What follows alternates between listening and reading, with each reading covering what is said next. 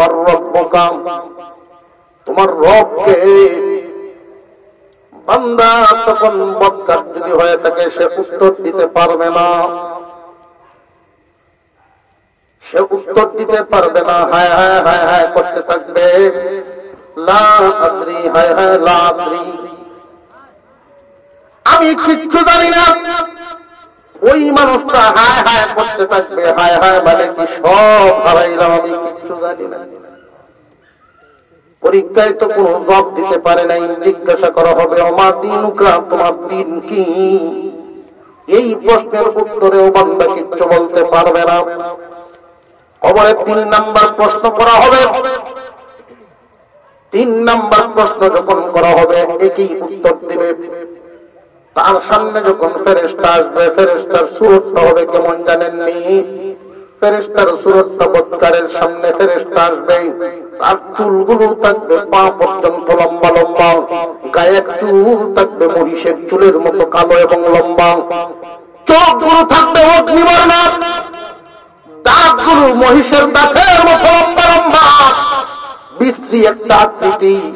এই আকৃতি নিয়ে যখন কালো চেহারা, এই বিশ্রী চেহারা নিয়ে যখন বান্দা বদকারের সামনে দাঁড়াবে, ভয়ে তত্তর করে কাঁপতে থাকবে আর বলবে হায় হায় হায় হায় হায় হায়, কি করলাম নেই দুনিয়াদারি কোনো উত্তর যখন দিতে পারবে না।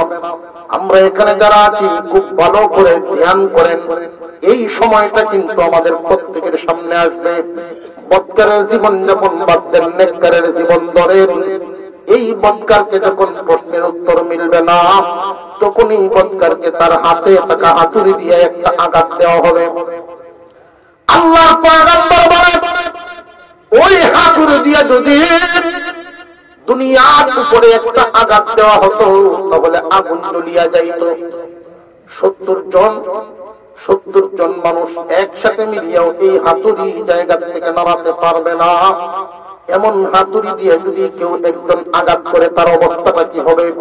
যখন আল্লাহর ফেরেশতা এমনি একটা আঘাত দিবে, সাথে সাথে কবরে আগুন জ্বলিয়া যাবে।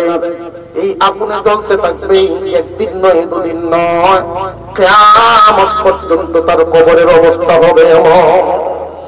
আর রহমানু আল্লামাল কুরআন খলাকাল ইনসানা আল্লামাহুল বায়ান।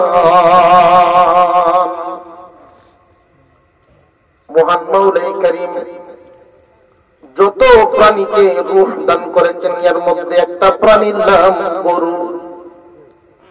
ওই গরুটার সকল অঙ্গ প্রত্যঙ্গের আলোচনা করে অনেক লম্বা সময়ের দরকার, শুধু জিহ্বাটার দিকে লক্ষ্য করবেন। এই গরুর জিহ্বা সৃষ্টিগতভাবে জিহ্বার মধ্যে একটা গুণ দেওয়া হয়, এটাকে কিতাবের ভাষায় বলে কুওয়াতে যায়কা। আমার জিহ্বায়ও আছে, গরুর জিহ্বায়ও কিন্তু আছে স্বাদ শক্তি। গরুকে যদি সাদা পানি দেন তাহলে যেই পরিমাণ পান করবে, লালি লবণ পুরা দিয়া যদি দেন এর চেয়ে বেশি খাইব। কারণ মজা লাগে, মজা সেও বুঝেনি না, বুঝে না। তার জিহ্বায়ও স্বাদ শক্তি আছে, আমার জিহ্বায়ও স্বাদ শক্তি আছে। কিন্তু ও মানুষ, আপনি আমার জিহ্বায় আল্লাহ এমন একটা গুণ দান করেছেন, যেই গুণটা গরুর জিহ্বায় দান করেন নাই। এই গুণটা কি? আল্লাহ বলেন আল্লামাহুল বায়ান। ও মানুষ, তোমার জিহ্বা দিয়া কথা বলার শক্তি দিলাম। পারেনি অন্য প্রাণীরা? আল্লাহ পাক রব্বুল আলামিন আপনি আমাকে কত শ্রেষ্ঠত্ব দিলেন, আশরাফুল মাখলুকাত। কিন্তু অন্যান্য প্রাণীর থেকে যেই রকম সম্মান আমাকে আপনাকে দান করেছেন, ভয় ভীতি লসের চিন্তাটাও আপনি আমার বেশি। এই দুনিয়ার জমিনে যেই ব্যক্তি 1000 টাকার পুঁজির ব্যবসা করে, তার লস হইলে আর ওই গোটা কি? তার পুঁজি 1000, আর যদি মাল নষ্ট হয়, লসও হয়, তার ওই আর কত 1000। কিন্তু যার কোটি কোটি টাকার ব্যবসা তার যদি লস হয় লাখের নিচে হইতো না। যে যত বড় তার চিন্তাটাও তত বড়। রিক্সার থেকে যদি কেউ পড়িয়া অ্যাক্সিডেন্ট করে হয়তো সর্বোচ্চ সাল চামড়া যাইব। সাইকেল থেকে যদি পড়ে ব্যথা বেশি পায়, যদি হেলিকপ্টার থেকে পড়ে কোমরে দেওয়ার হাড্ডি হওয়া যেত না। আপনি আমাকে দুনিয়ার জমিনে আল্লাহ কত যত্ন করে বানাইছেন। এই পৃথিবীর জমিনে আমরা যা কিছু দেখি বা না দেখি সমস্ত কিছু আল্লাহ বানিয়েছেন কোন শব্দের মাধ্যমে? তিনি হুকুম করেছেন, সবকিছুই হয়ে গেছে। বিশাল বিশাল আসমান, বিশাল বিশাল পাহাড়, বড় বড় সাগর, নদী নালা, সবকিছু আল্লাহ কোন হুকুমের মাধ্যমে বানিয়েছেন? কিন্তু এই 3.5 হাত মানুষটাকে আল্লাহ হুকুম দিয়া বানান নাই, বড় যত্ন করে আল্লাহর কুদরতি হাত লাগায়া বানাইছে। জোরে কন্যা সুবহানাল্লাহ। ইয়ং জেনারেশন বেশি সময় বেশি এক জায়গায় বসলে এটার আওয়াজটা তো একটু বেশি হওয়ার এই কথা। আমি আল্লাহর কাছে শুকর আদায় করি, আলহামদুলিল্লাহ, যে আজকের এই মাহফিলে যারা থাকার কথা না তারা আছে, আর যারা থাকার কথা তাদের সংখ্যা কম। বেশি থাকার কথা যারা তারা এসে কম, থাকার কথা না যারা তারা এসে বেশি। এতে বোঝা গেল উন্নতি, এতে বোঝা গেল উন্নতি। আল্লাহ কবুল করেন, বলুন আমিন। আশরাফুল মাখলুকাত আমরা মানুষ, আমাদের হারানোর বয়ও কিন্তু বেশি। আবু বকর সিদ্দিক রাদিয়াল্লাহু তাআলা আনহু একটা গাছের নিচে একটা শিয়াল দেখতে পাইছেন। একবার শিয়াল দূর থেকে দাঁড়ায় দাঁড়ায় বলতেছেন, শিয়াল রে, আমি যদি তোমার মতো একটা শিয়াল হইতাম, ইচ্ছা মতো ঘোরাফেরা করতাম, বিচরণ করতাম, যেখানে ইচ্ছা সেখানে যাইতাম, যা ইচ্ছা তা খাইতাম।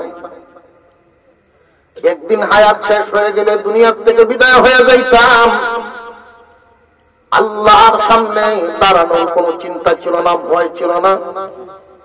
কিন্তু আমি যে আশরাফুল মাখলুকাত, এই পৃথিবীর জমিনে আল্লাহ আমাকে শ্রেষ্ঠ মর্যাদা দিয়েছেন, তো আমার ভিতরে তো অনেক ভয়ও আছে। যদি রে আমি জান্নাত না পাই, আমার চাইতে নিকৃষ্ট কেউ নাই, আমি তোমার চাইতে নিকৃষ্ট হয়ে যাব।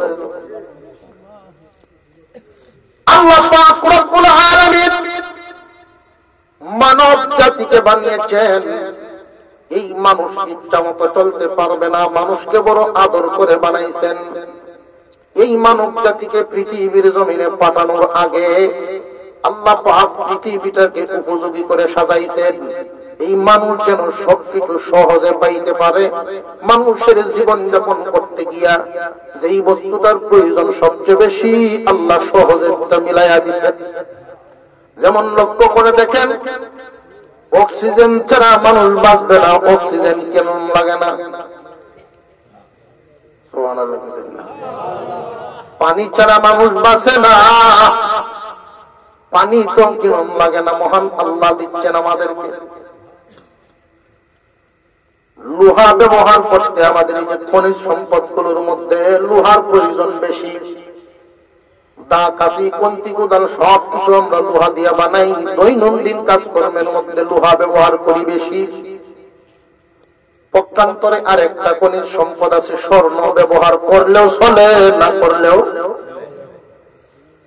দামের দিক দিয়ে যদি আল্লাহ লোহার দাম স্বর্ণের সমান বানায় দিতেন, তাহলে বান্দাদের খুব কষ্ট হইত।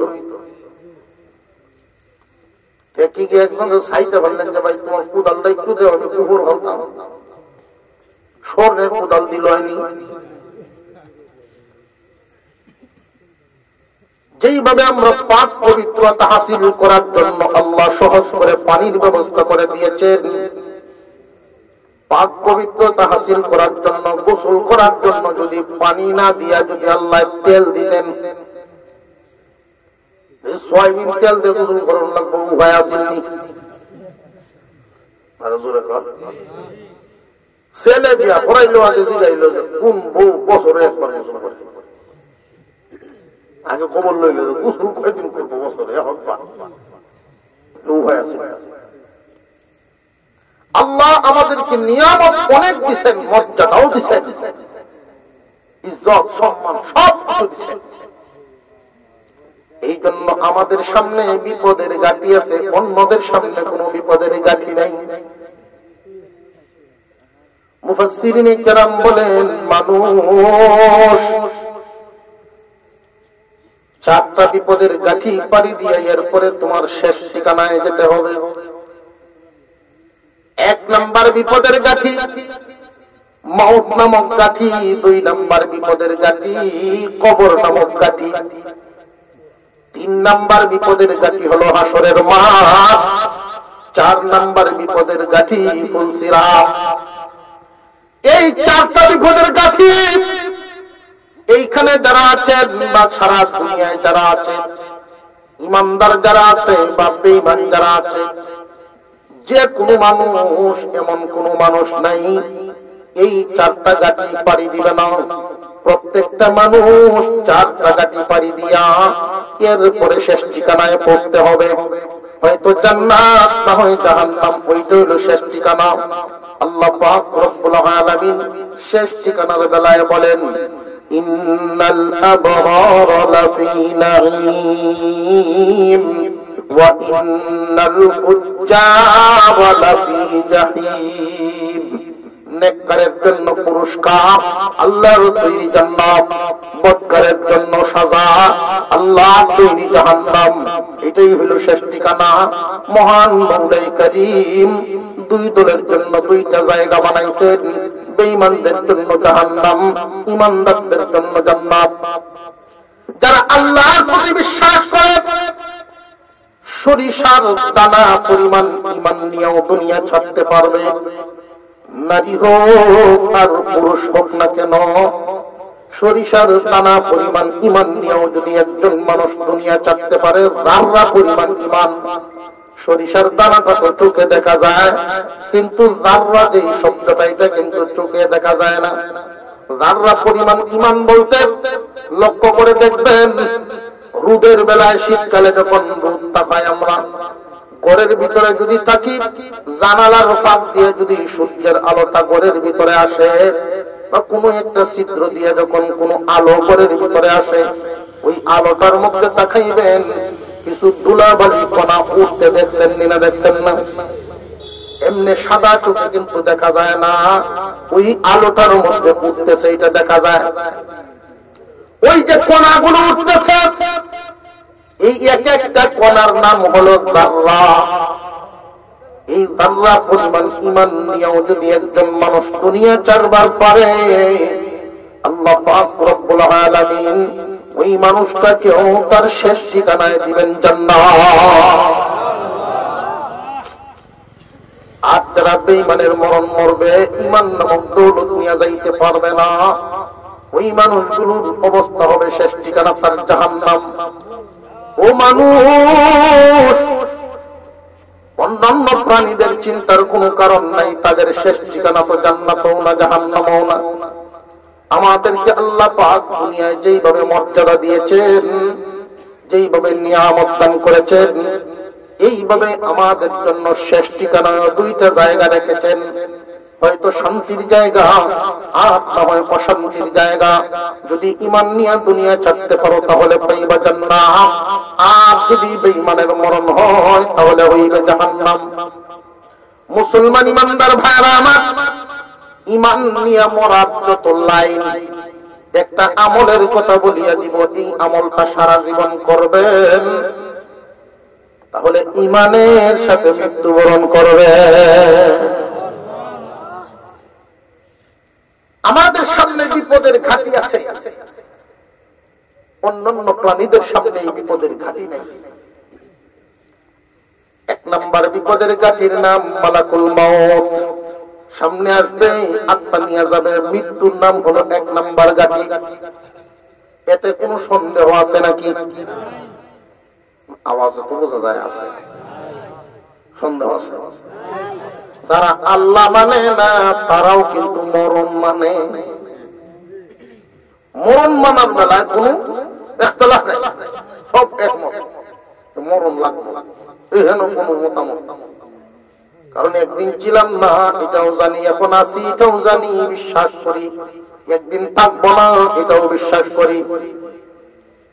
তুমি ইখতিলাফটা কোন জায়গায়, যে আল্লাহর সামনে দাঁড়াতে হবে এটা নিয়ে ইখতিলাফ। কেউ কেউ ধারণা করে মাটির সাথে মিশে যাব, আল্লাহ এখান থেকে কেমনে বাঁচাইবেন। একটা জিনিস দেখিয়ে এটার মতো আরেকটা বানানো সহজ, ওইটার মতো আরেকটা বানানো সহজ, ওইটার মতো আরেকটা বানানো সহজ।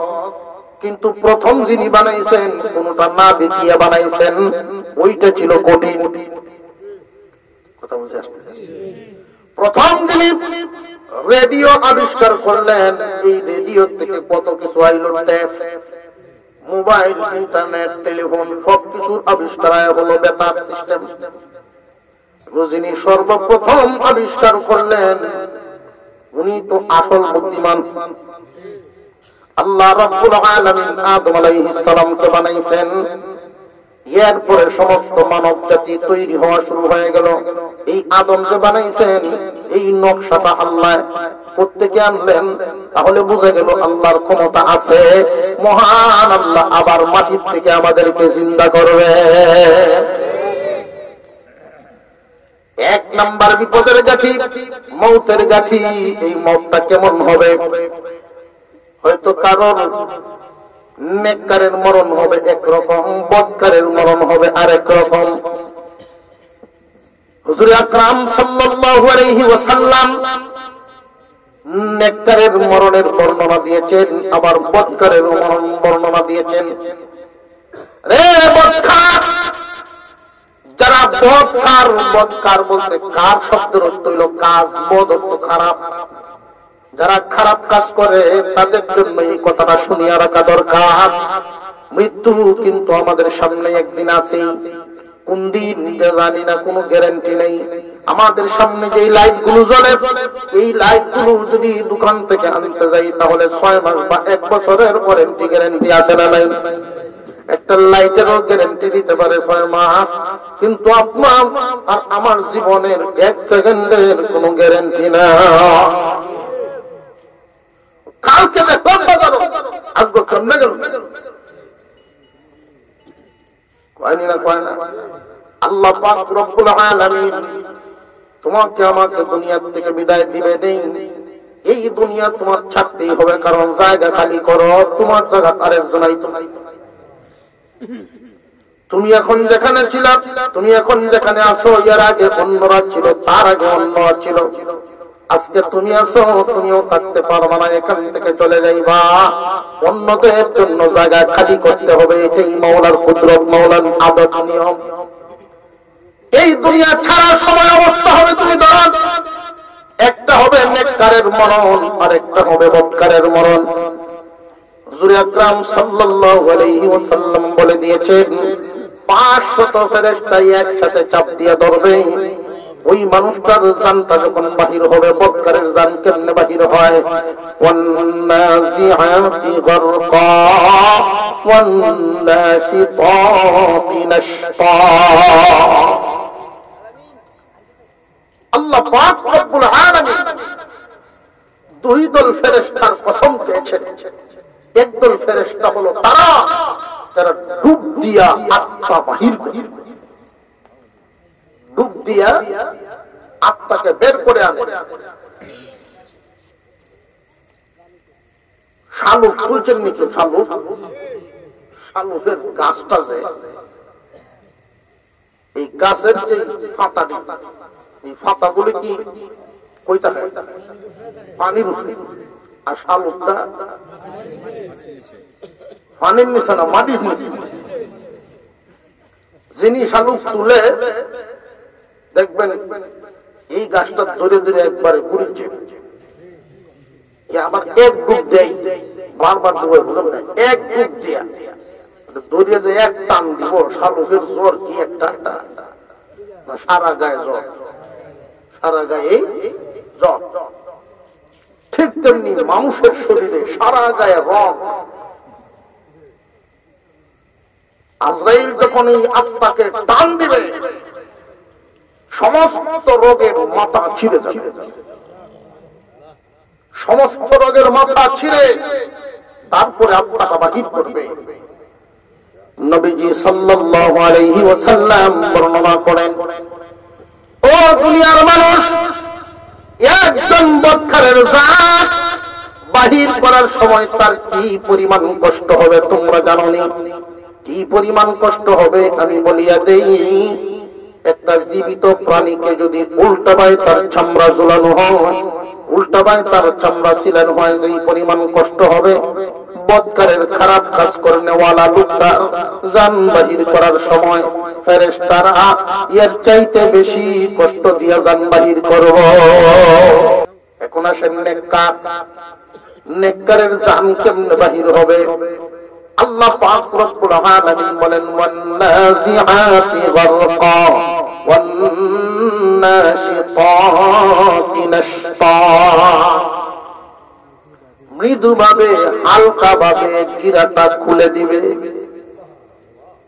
হালকা ভাবে গিরা খুলে দেওয়ার অর্থটা আমি একটু উদাহরণ দিয়ে ওইটাও বোঝাই। বেলুন দেখছেন, বেলুন বাজারে যে বেচে বেলুন আছে না নাই? এই বেলুন যদি ফুলান, ছোট ছোট বাচ্চারা অনেক সময় বেলুন লয়ে খেলে, এই বেলুন যে গিরা দেয় দেখবেন বেলুনটা ফুলায়া যদি গিরা দেওয়া হয় তখন এই গিরার জায়গাটা ভিতরে ঢুকে যায়। ফুলায় যখন ছেড়ে দেওয়া হয় গিরা দিয়ে, গিরাটা ভিতরে ঢুকে যায়। আবার যদি এই গিরাটা খুলতে চান তখন এটাকে হালকা চাপ দিতে হবে, চাপ দিয়া আস্তে করে গিরা খুলতে হবে। একটা মানুষ বেলুনের মতো, বেলুনের ভিতরে যখন হাওয়া থাকে তখন বেলুন লড়ে, রূহ আছে ভিতরে। কথা বুঝতে আসছে? যেই মাত্র হাওয়া নাই, মুর্দা লড়ত না। একটা মানুষের ভিতরে আত্মা আছে, রূহ আছে। এই ফেরেশতায় যখন রূহ এই যে এইখানে একটা গিরা দেওয়া আছে, এই গিরাটার মধ্যে আস্তে করে চাপ দিবে। এই চাপটাই তার কাছে মনে হবে উহুদ পাহাড় বুকের উপরে রেখে দিয়েছে। আজরাইল কিন্তু চাপ দিবে, সেই তার নিষেধ। আজরাইল চাপ না দিয়া জান বাহির করতে পারবে না। কিন্তু নেককারের জন্য আল্লাহ পাক এমন ব্যবস্থা রাখবেন, জান্নাত দেখায়া দেখায়া নেককারের দুনিয়ার জমিন থেকে বিদায় দিবে। নেককারের মরণের সময় কষ্ট লাগবে না। কেমনে লাগবে না? আপনার ওষুধ হইতেছে না তো, কারণ আপনার দীর্ঘ সময় মাগরিবের পর থেকে সম্ভবত ওয়াজ চলতেছে, অনেক উলামায়ে কেরাম আসছে। কিছুক্ষণ চলো, অন্তত পক্ষে ঘন্টাখানি তো চলতো। কারা কারা রাজি দিয়েছে কিছুক্ষণ চলতো, রাজি হয়েছে। আপনার তো উষ আছে বালা, আলহামদুলিল্লাহ। আপনার বোমা দিককে আমি মনে হচ্ছে ঘুমাইতেছি সব না, সব ঠিক আছে, চলতো নি? আপনারা কিছু নড়াচড়া নেই, আপনারা বললে আমরা একটু ঢুস উঠে। অনেক মানুষ এমন আছেন রক্ত হৃদয় যুগলটন করতে খুব ভয় পায়। এমন মানুষের যদি হাত পা কাটে বা শরীরে কোনো ব্যথা পায়, হাসপাতালে নিয়ে যাওয়ার পরে যখন জরুরি বিভাগে নেওয়া হয় আর ডাক্তার যখন দেখবেন সুই বেহা সুই বের করতেছে, সুতা বের করতেছে, কেঞ্চি কাঞ্চা জোগাল চলছে, দেখি শিক্ষা তখন ডাক্তারে কয় ইঞ্জেকশন নিয়ে আসবে। এই ইঞ্জেকশন এনে যখন আক্রান্ত জায়গার সাইডে দিয়ে পুশ করে, এরপরে এই জায়গার হালত হলো এমন, রোগী দেখতেছে তাকায় আর সেলাই হচ্ছে, এরপরেও তার ব্যথা লাগে না। ঠিক না? ঠিক। এই যে ব্যথা লাগে না, এতে কি সুইয়ের ভাবার কমে গেছে? সুই যে গুথা দেয় যে ভাবা, সুইয়ের ভাবার ঠিকই আছে, তার জায়গাটার মধ্যে ইঞ্জেকশন দিয়ে সেভ করা হয়েছে। কথা বুঝে আসছে? ঠিক তেমনি ভাবে একজন ইমানদার এই দুনিয়ার জমিন ছাড়ার সময় আল্লাহ পাক রব্বুল আলামিন বলবেন ফেরেশতারা রে জান্নাত তার চোখের সামনে বসায়া ধরো। জান্নাতের নাজ নিয়ামত আরামায়ের সুখ বিলাস দেখতে দেখতে দুনিয়া থেকে বিদায় হবে। ওই দিক দিয়ে আজরাইলের অপারেশন শুরু হয়ে যাবে। জান্নাতের নাজ নিয়ামতের দিকে বান্দা তাকায় থাকবে, কতক্ষণে যাইব সেখানে পাগল হয়ে যাবে, কতক্ষণে গিয়ে ওই আরামায়েশ বুক করবে। ওই দিক দিয়ে আজরাইলের অপারেশন হবে, জান কবজ হবে, বান্দা সামান্য তার পাবে না। ইন্নাল আবরারা লাফি নাঈম ওয়া ইন্নাল ফুজ্জারা লাফি জাহিম। নেককারের জন্য পুরস্কার, বদকারের জন্য সাজা। আমরা এখানে যারা আছি এই গাঠিটা আমাদের প্রত্যেকের সামনে আছে না নাই? বাবার জন্য ছিল, দাদার জন্য ছিল, আমরা এখানে যারা আছি আমাদের জন্য আছে। খুব বুঝে শুনে এই দুনিয়ার জমিন পার করতে হবে। নেককারের জন্য পুরস্কার, বদকারের জন্য সাজা। তুমি যেমনে জীবন যাপন করবা এই রকম বদলা আল্লাহ তোমার আমার জন্য আখিরাতের ব্যবস্থা করবেন। এবার আসেন 2 নম্বর গাটি। আল্লাহর পয়গম্বর বলেন আল কদরু রাউযাতুম মির রিয়াদিল জান্নাহ আও হুফরাতুম মিন হুফাদিন নার। কবর হয়তো জান্নাতের একটা বাগান হবে, আর না হয় জাহান্নামের একটা টুকরা হবে। কবর এবং নেককার এবং বদকারের যে হালতটা, এই হালতের মধ্যে আমাদের অবস্থা হলো কবরের জগৎ। এই কবরের জগৎ যে থাকবে, নেককারদের জন্য আল্লাহ ব্যবস্থা করবেন এক ধরন, বদকারের জন্য ব্যবস্থা করবেন আরেক ধরন। নেককার এবং বদকার, এই বদকার মানুষটা যখন কবরে থাকবে, বদকারের হালতটা হবে, ভাই বদকারের সামনে হযরত মুনকার নাকির কিরামান কাতিবিন, আমরা দুইজন ফেরেশতা সব সময় কাঁধে নিয়ে ঢুকতেছি, ঘুরতেছি, হাঁটতেছি, চলতেছি। এবং কবরের মধ্যে ফেরেশতা আসবে, মুনকার নাকির ফেরেশতা আসবে। এই ফেরেশতা এসে যখন প্রশ্ন করবে মার রব্বুকা, তোমার রব কে? বান্দা তখন বদকার যদি হয়ে থাকে সে উত্তর দিতে পারবে না, সে উত্তর দিতে পারবে না, হায় হায় হায় হায় করতে থাকবে, লা আদরি, হায় হায় লা আদরি, আমি কিচ্ছু জানি না। ওই মানুষটা হায় হায় করতে থাকবে, হায় হায় মানে কি সব হারাইলাম, আমি কিচ্ছু জানি না। পরীক্ষায় তো কোনো জবাব দিতে পারে নাই, জিজ্ঞাসা করা হবে ওমা দিনুকা, তোমার দিন কি? এই প্রশ্নের উত্তরেও বান্দা কিচ্ছু বলতে পারবে না। কবরে 3 নাম্বার প্রশ্ন করা হবে। 3 নাম্বার প্রশ্ন যখন করা হবে একই উত্তর দিবে। তার সামনে যখন ফেরেশতা আসবে, ফেরেশতার সুরতটা হবে কেমন জানেননি? ফেরেশতার সুরতটা বদকারের সামনে ফেরেশতা আসবে, তার চুলগুলো থাকবে পা পর্যন্ত লম্বা লম্বা, গায়ে চুল থাকবে মহিষের চুলের মতো কালো এবং লম্বা, চোখগুলো থাকবে অগ্নিবর্ণ, দাঁতগুলো মহিষের দাঁতের মতো লম্বা লম্বা, বিশ্রী একটা আকৃতি। এই আকৃতি নিয়ে যখন কালো চেহারা, এই বিশ্রী চেহারা নিয়ে যখন বান্দা বদকারের সামনে দাঁড়াবে, ভয়ে তত্তর করে কাঁপতে থাকবে আর বলবে হায় হায় হায় হায় হায় হায়, কি করলাম নে দুনিয়াদারি, কোনো উত্তর যখন দিতে পারবে না। আমরা এখানে যারা আছি খুব ভালো করে ধ্যান করেন, এই সময়টা কিন্তু আমাদের প্রত্যেকের সামনে আসবে। বদকারের জীবন যাপন বাদ দেন, নেককারের জীবন ধরেন। এই বদকারকে যখন প্রশ্নের উত্তর মিলবে না, তখনই বদকারকে তার হাতে থাকা হাতুড়ি দিয়ে একটা আঘাত দেওয়া হবে। আল্লাহ পয়গম্বর বলেন ওই হাতুড়ি দিয়ে যদি দুনিয়ার উপরে একটা আঘাত দেওয়া হতো তাহলে আগুন জ্বলিয়া যাইত। 70 জন মানুষ একসাথে মিলিয়াও এই হাতুড়ি জায়গা থেকে নাড়াতে পারবে না। এমন হাতুড়ি দিয়ে যদি কেউ একজন আঘাত করে তার অবস্থাটা কি হবে? যখন আল্লাহর ফেরেশতা এমনি একটা আঘাত দিবে, সাথে সাথে কবরে আগুন জ্বলিয়া যাবে। এই আগুনে জ্বলতে থাকবে, একদিন নয়, দুদিন নয়, কিয়ামত পর্যন্ত তার কবরের অবস্থা হবে এমন। এই যে আগুন জ্বললো, ইচ্ছা মতো জীবন যাপন করার কারণে নামাজ পড়ে নাই, রোজা রাখে নাই, তার অবস্থাটা হয়েছে এমন।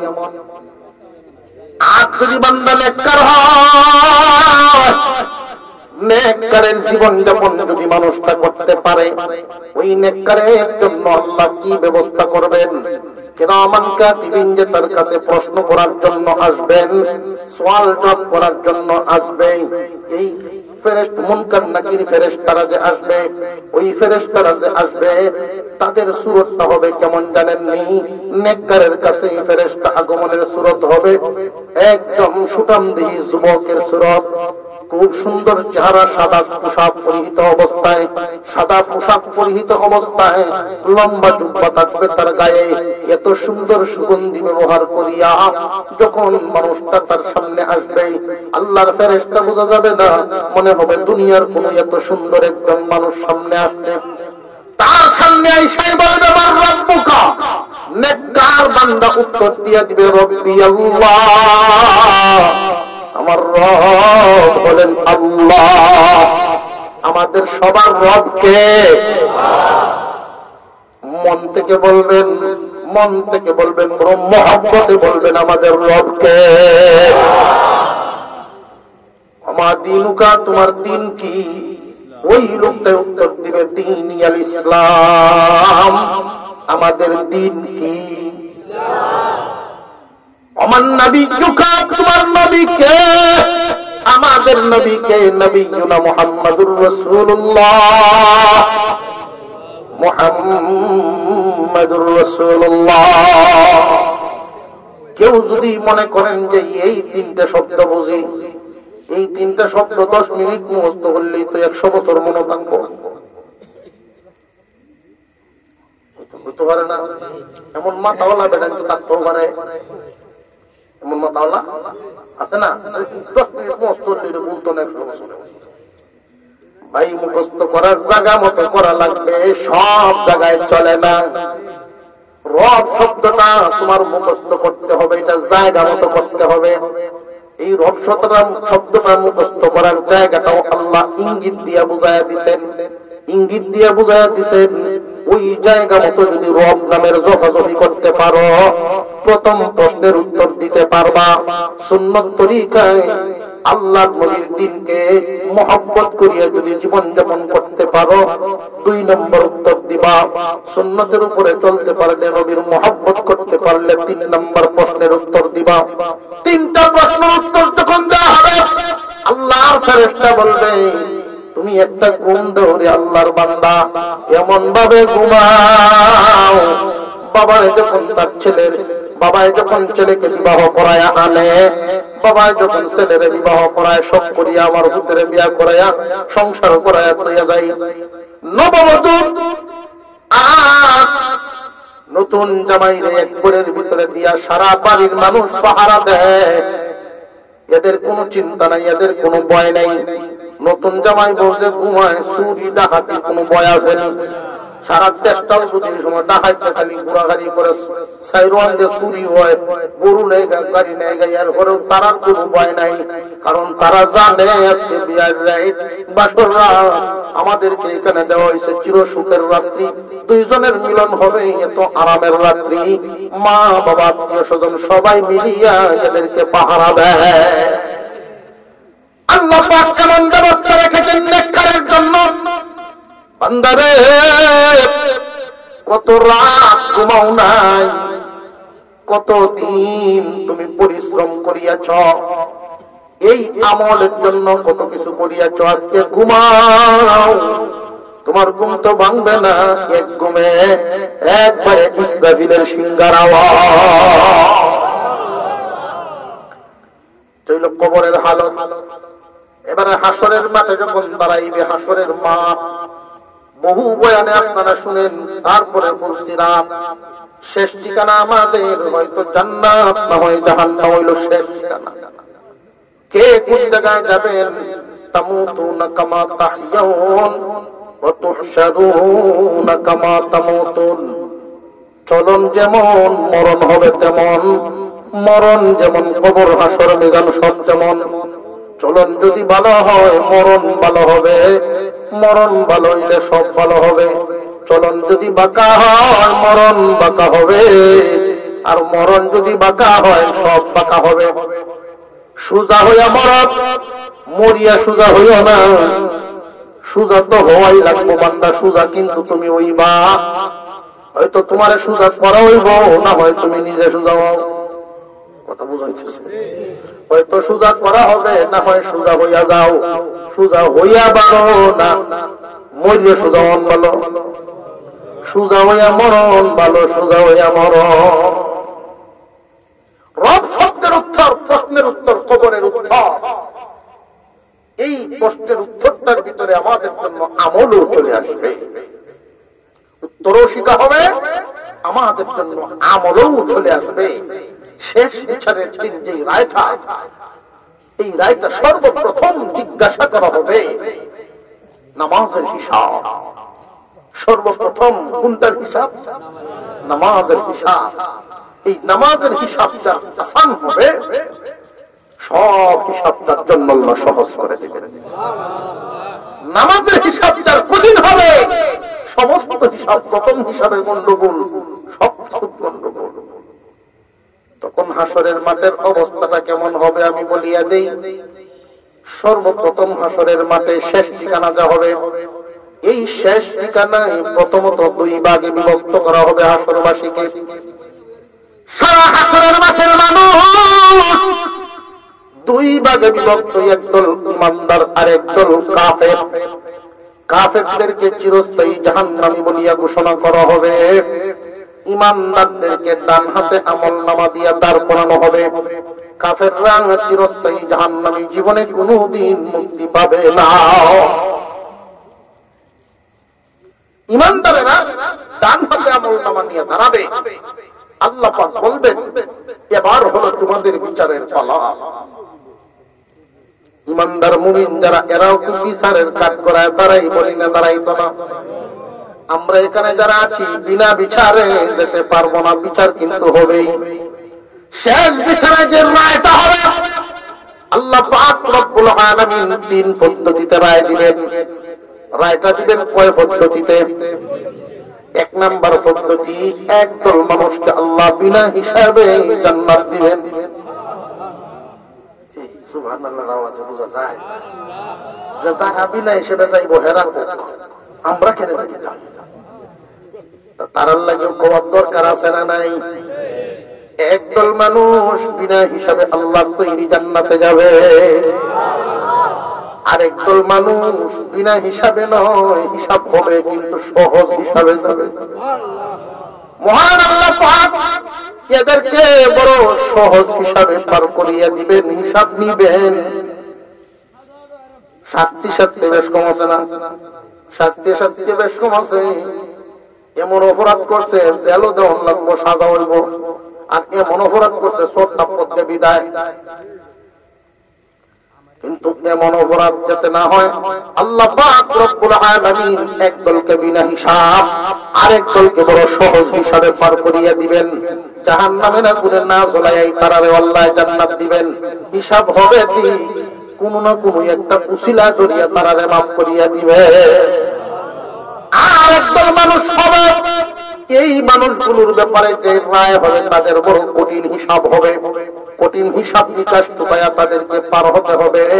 তবে যারা পরিমাণ ইমান নিয়েও যারা দুনিয়া ছাড়ছে, ওই মানুষগুলো জান্নাতে এক সময় যাবে। যারা পরিমাণ ইমান নিয়েও যারা দুনিয়া ছাড়ছে, জান্নাত পাইব না, পাইতো না। কঠিন হিসাব করা হবে, কঠিন হিসাব। যার অপরাধ যেই পরিমাণ, সাজা হবে সেই পরিমাণ।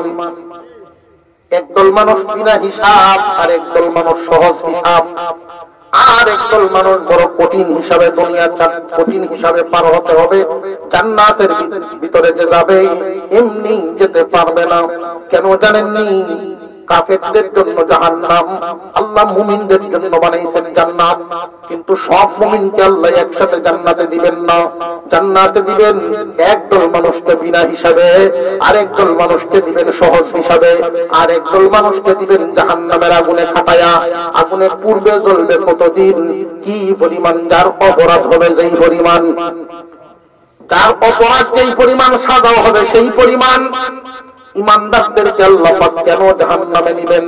যে জাহান্নাম তো বানাইছেন কাফেরদের জন্য, ইমানদারদেরকে কেন নিবেন?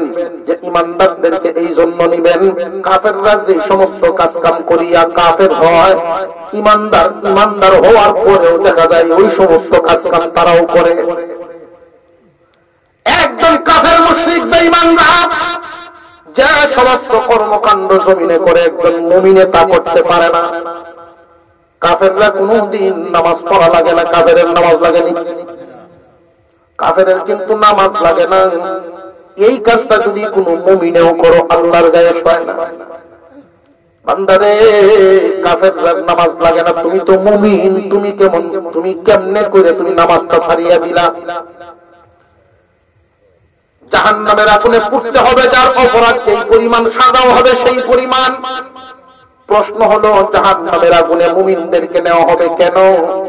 কারণ হলো গুরুত্বপূর্ণ কথা, মনোযোগের সাথে শুনবেন। আল্লাহ পাক জান্নাত পবিত্র বানাইছেন। মসজিদের ভিতরে নাপাকি নিয়ে কি ঢোকা যাইব? একটু জোরে কর। মসজিদ পবিত্র জায়গা, এইরকম ভাবে জান্নাতও পবিত্র জায়গা। জান্নাতের ভিতরে অপবিত্র ময়লা, গুনাহ নামক ময়লা নিয়ে ঢুকতে পারবেন না। যার আমলনামায় গুনাহ, ওই সমস্ত মানুষগুলোর গুনাহ সাফ করাইবেন, আত্মাটাকে সাফ করাইবেন। জাহান্নামের আগুনে পোড়ায়া মুমিনকে পোড়াইবেন আর কাফেরকে পোড়াইবেন। জাহান্নামে দুই দলকে পোড়ানোর মধ্যে ব্যবধান আছে, খুব ভালো করে বুঝবেন। কাফেরদেরকে পোড়ানো হবে দুনিয়ার লাকড়ির মতো, কয়লা হবে, লাকড়ির মতো করে পুরাইবেন, যা নাকি পরবর্তীতে কয়লা হবে। আবার ওইটাকে লাকড়ি বানানো হবে, আবার কয়লা হবে, আবার ওইটাকে লাকড়ি বানানো হবে, আবার কয়লা হবে। এই অবস্থায় চলতে থাকবে, জীবনে কোনদিন মুক্তি পাবে না। পক্ষান্তরে ইমানদার যারা দুনিয়ার জমিন থেকে বিদায় হয়েছে, তাদের আমলনামায় যেই গুনাহ হবে, গুনার কারণে তারে পোড়ানো হবে। যেমন দেখবেন স্বর্ণকারের দোকানের স্বর্ণ পুড়ে নিলে ঘুরে না। স্বর্ণ পুরানো আর লাকড়ি পুরানো কি সমান? স্বর্ণ পুরায় কেন? খাত বাহির করার জন্য। মুমিনদেরকে জাহান্নামের আগুনে পোড়ানো হবে এদের গুনাহ নামক ময়লা দূর করার জন্য। গুনাহ নামক ময়লা দূর করায়া আল্লাহ মুমিনদেরকে জান্নাত দিবে। মহান মাওলা কারীম ইমানদার মুমিনদেরকে যে জান্নাত দিবেন, ইমানদার মুমিনদেরকে জান্নাত দিবেন। এই জান্নাত হলো শেষ ঠিকানা। কাফেরদের জাহান্নাম এটা তাদের শেষ ঠিকানা। শেষ বিচারের দিন, শেষ রাত, ইমানদাররা থাকবে জান্নাতে, কাফেররা থাকবে জাহান্নামে। জীবনে কোনদিন এটার রদ বদল হবে না। ও ইমানদার মুমিন, জান্নাতে ঢুকবা, জান্নাতের সুখ শান্তি আরাম আয়েশ। জান্নাতে ঢুকবার আগে একটা ঝর্ণা দিয়া তোমার গোসল দেওয়া হবে। এই গোসলটা দেওয়ার পরে বডিটার মধ্যে 4টা পরিবর্তন চলে আসবে। 1 নাম্বার পরিবর্তন আদম আলাইহিস সালামের বডি দেওয়া হবে। 2 নাম্বার পরিবর্তন ইউসুফ আলাইহিস সালামের সৌন্দর্য দেওয়া হবে। 3 নাম্বার পরিবর্তন 33 বছরের যুবক বানায়া দেওয়া হবে। 4 নাম্বার পরিবর্তন দাউদ আলাইহিস সালামের কণ্ঠস্বর দেওয়া হবে। মহান আল্লাহ পাক রব্বুল আলামিন বলবেন, আমার পক্ষ থেকে আরেকটা পুরস্কার, সমস্ত জান্নাতীদেরকে আমার হাবিবের মহান চরিত্র দান করলাম। এইরকম নিয়ামত নিয়ে জান্নাতের ভিতরে ঢুকবেন। যারা যারা চান বিনা হিসাবে যদি যাইবার নাও পারি, অন্তত সহজ হিসাবে যেন যাইতে পারি। এই সহজ হিসেবে যাওয়ার জন্য আমলের দরকার আছে না নাই? এই দুনিয়াকে থাকার জায়গাটা চলে যেতেই হবে। সর্বোচ্চ মেয়াদ কয়দিন? 100 বছর। ওই যে বলছিলাম 100 বছর আগে কেউ ছিলাম না, আগামী 100 বছর করে এখানে কেউ, আমিও না কেউ নাই, যে ছোট ছোট বাচ্চারা তারাও, কারণ 100 বছর পর আয়ু আমাদের নাই। মুসলমান ইমানদার ভাইরা আমার, যুগল যা কিছু করার এখনই করতে হবে, কামাই যা করার এখনই করিয়া ফেলো। প্রশ্ন উত্তর কেমনে তৈরি করবা সেই দিকে নজর দেওয়া দরকার।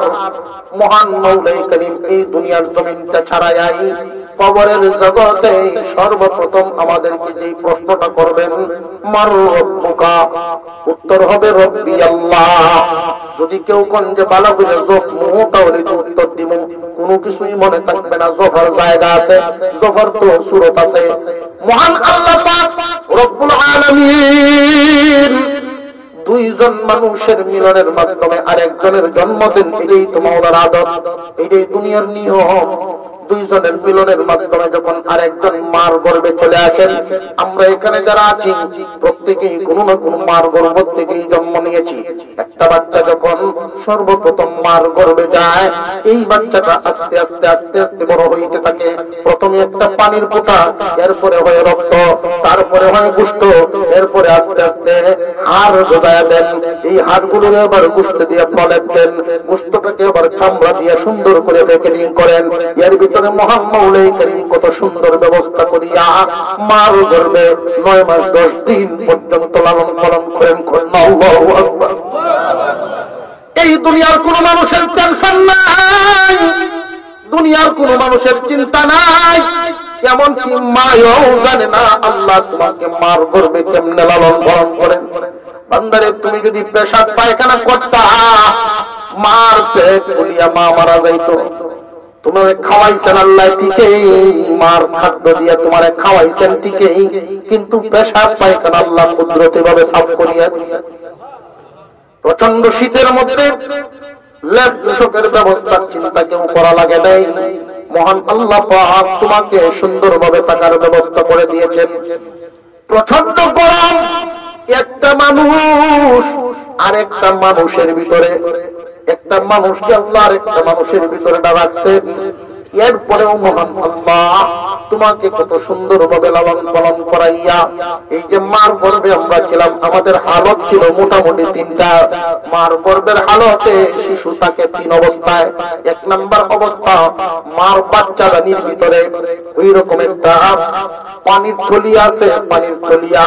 ওই পানির থলিয়াটার মধ্যে সর্বপ্রথম আমি যখন হাবুডুবু উঠাইতে থাকি, এইভাবে বড় হইতে থাকে। বডিটা সর্বপ্রথম হয় সোজা আকার, সর্বপ্রথম তাকে লম্বা একদম সোজা। এরপরে যখন আস্তে আস্তে এই বাচ্চাটা বড় হইতে থাকে, মার গর্ভের ভিতরে বড় হয়। কিছুদিন পরে তার হালত হয় রুকুর হালত। এরপরে এই বান্দা যখন দুনিয়াতে ভূমিষ্ঠ হবে, সেজদার হালতে দুনিয়াতে ভূমিষ্ঠ হয়ে যায়। হালত কয়টা পাইলাম? সুজা, রুকু এবং সেজদা। সুজা, রুকু, সেজদা হালত কয়টা? এই 3টা হালতের মধ্যে একটা নামের জফাজফি আছে, খুব ভালো করে বুঝবেন। রব নামের জফাজফি। বান্দা দুনিয়া থেকে তুমি যখন বিদায় হবে, কবরে সর্বপ্রথম যে প্রশ্নটা করা হবে, রবের ব্যাপারে যে প্রশ্ন করা হবে, উত্তর দিতে পারবে তারা জায়গা মতো জফাজফি করছে যারা, উত্তর দিবে তারা জায়গা মতো জপেছে যারা। জায়গা মতো কি? এই রবের নামটা সোজা হইয়াও যে জপছে, রবের নামটা রুকুতে গিয়াও যে জপছে, রবের নামটা সেজদাতে গিয়াও যে জপছে, ওই মানুষগুলোই কবরে তাদের উত্তর দিতে পারবে। অন্য কোন ইবাদতে এইরকম সূরতে জফাজফি হয় নাই, একমাত্র নামাজের ভিতরে। আপনি তাকায়া দেখেন, হিসাব মিলান। আমরা যখন নিয়ত করি আল্লাহু আকবার, আলহামদুলিল্লাহি রাব্বিল আলামিন, রবের নাম আছে না নাই? যারা বুঝাইতেছে তারা জবাব দিতেছেন, বাকিরা দেন না। রবের নাম আছে না নাই? এরপরে যখন আমরা রুকুতে যাই, সুবহানা রাব্বিয়াল আযীম, রবের নাম আছে না নাই? সিজদায় যখন যাবেন ওইখানেও দেখেন রবের নাম, সুবহানা রাব্বিয়াল আ'লা, রবের নাম আছে না নাই? সোজা হয়েও আছে, রুকুতেও আছে, সিজদায়ও আছে, বিকল্প অন্য কোন রাস্তা নাই রে বান্দা। নামাজের ভিতরে দৈনিক 5 ওয়াক্ত নামাজ পড়বা, নামাজের ভিতরে এই নামের জপাজপি করবা। যখন তুমি কবরে যাবে, আজরাইল তোমাকে দুনিয়ার থেকে বিদায় করে নিবে।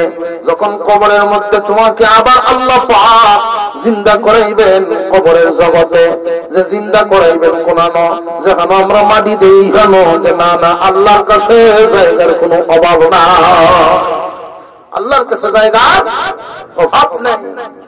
মহান মৌলাই করিম তোমাকে যে জিন্দা করবেন, ওইখানে আল্লাহ রব্বুল আলামিন সর্বপ্রথম প্রশ্নটা করাবেন, মার রব্বুকা, তোমার রবকে। তখন এই দুনিয়াতে 3টা হালতে দাঁড়ায়া, রুকুতে সিজদাতে যদি রবের জবাজবি করিয়া থাকো, তুমি উত্তর দিতে পারবা রব্বি আল্লাহ। এছাড়া বিকল্প রাস্তা নাই।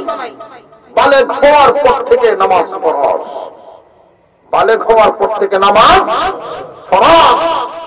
আর আমরা নামাজ ধরি এমন টাইমে, বইলে আল্লাহ রাখে, উঠলে আব্বা রাখে, সময় মতো করে না। এমন টাইমে করে যখন আর কোনো কামও লাগে নাই, বলে খরবাজার দহর হচ্ছে, ব্যবসা তো ছেড়ে দিছি, গৃহস্থী তো ছেড়ে দিছি, বাবার এই ব্যবসায় গৃহস্থী সবটাই তোমার সাথে দিকে তুমি চাচ্ছ, বলে তুমি চাল্লাই না, যে বেড়া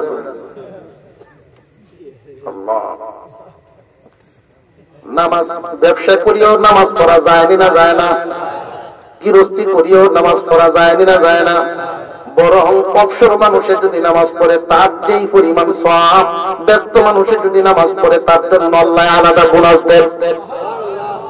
একজন মানুষ যখন হাওরের মাঝে ক্ষেতের আইলে দাঁড়ায়া যায়, আল্লাহ পাক রব্বুল আলামিন ওই মানুষটার ব্যাপারে ফেরেশতাদেরকে ডাক দিয়ে বলেন, ফেরেশতারা রে, তাকায়া দেখ, দুনিয়ার ব্যস্ততা আমাকে বান্দার থেকে ভুলাইতে পারে না, আমার বান্দা আমারে ভুলে নাই। জমিনের আইলে গামছা বিছায়া দাঁড়ায় বলে আল্লাহু আকবার। আল্লাহ বলেন, ফেরেশতারা তোমরা বলছিলা এরা শুধু নাফরমানি করবো, তাকায়া দেখো খোলা আকাশের নিচে মাটিতে সিজদায় লুটায়া পড়ছে। আল্লাহ পাক রব্বুল আলামিন তখন ওই বান্দার ডানে বামে আল্লাহ ফেরেশতা পাঠায়া তার জন্য সওয়াব বাড়ানোর জন্য এটাকে জামাতে শামিল করায়া দেন। মুসলমান ভাইরা আমার, এই দুনিয়ার জমিনে কয়েকদিনের জিন্দেগি, নামাজ তো এমন একটা ইবাদত, সারার কোন রাস্তা। নামাজ পড়া লাগবো না লাগতো না? আরো জোরে কন। কবরের প্রশ্নের উত্তর দেওয়ার জন্য একটা সবক দিলাম, নামাজের প্রশিক্ষণ নেবেন রব রব রব। আর ইমানের সাথে মওত হওয়ার জন্য নবীজি একটা ইঙ্গিত দিয়েছেন, নবীজি একটা ইঙ্গিত দিয়েছেন, ইমানের মরণ হবে। কোন আলিমান, চিরস্থায়ী জাহান্নাম থেকে বাঁচার জন্য আলেম, চিরস্থায়ী জাহান্নামী কারা? কাফের কুফার যারা, বেঈমানের মরণ মরে যারা। তুমি যদি ঈমান নিয়ে মরবার চাও তাহলে আলেম হও, যদি আলেম হইতে না পারো আলেমের ছাত্র হও, তাও যদি হইতে না পারো তাহলে আলেমদের কথা শুনো, সেই অনুযায়ী আমল করো। এইটাও যদি না পারো, মুহিব্বান লাস্টে বলেন আলেমদেরকে মুহাব্বত করো। আলেমদেরকে যারা মুহাব্বত করতে পারবে, মন থেকে ভালোবাসতে পারবে, মনের প্রাণে ভালোবাসবে। এই দুনিয়ার জমিনে আইসা কোন নবী দেখি নাই, নবী দেখি নাই। মনটারে এরকম করিয়া আবেগ নিয়ে আলেমদের চেহারার দিকে যখন তাকায়, আল্লাহ পাক তার আমল নামায় নবী দেখেন সওয়াব দান করেন।